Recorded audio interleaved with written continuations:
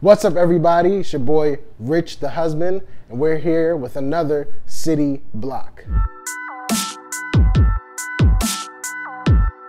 Today, we're talking about provision, specifically in relationships, in marriage specifically.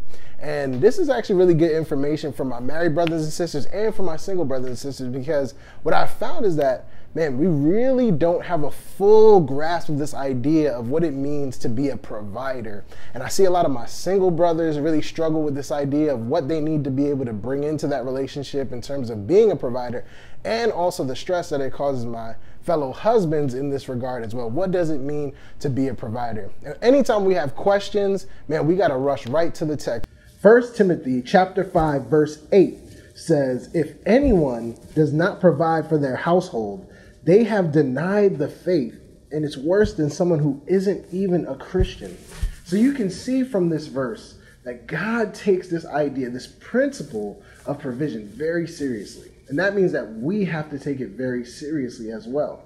But we must make sure that we're interpreting this correctly. What does it really mean there in that when we see that word provide? And so when we look at that word in the Greek, the word is pronoeo, which really means goal setting, vision casting. Are you thinking about your financial plans ahead of time? And this is a very important skill for all husbands to have.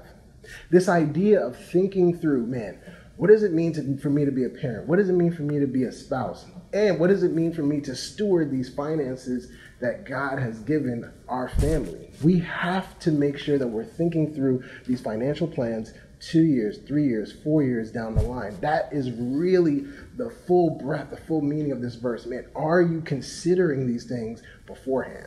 And it's really important that we get that, because when we hear the word provide, automatically we think about this idea of money, right? How much money am I coming into this relationship with? How much money am I bringing in for my job? Funny enough, my wife and I have been dating. We have been dating for 6 years. And then we have been married now for 6 years after that. And in this full 12-year span, I have actually never, ever made more money than my wife. So I have had a huge insecurity around this idea of providing. I have to keep asking myself, man, am I really a provider if I am not bringing in the lump sum? I'm not bringing home the bacon, right? It's a huge insecurity for me. But as I look at this text and as I really understand what God is requiring of me, I understand that he's really asking me to be the CEO of my family. Man, am I really considering the financial future of my family? Because at the same time, the skill set of managing those finances are all in my wife. I rely on her heavily to make sure that the finances are being managed properly, but it is still my job to make sure that there is a vision, that there is a goal that we are trying to hit. My wife and I are working as like a dynamic duo in this CEO and CFO to make sure that our family is being provided for. And so my wife and I together, we are making sure that we're putting Christ first in our planning to make sure that there is a plan in place that upholds our faith and that upholds the goals that we have set forth for our family financially.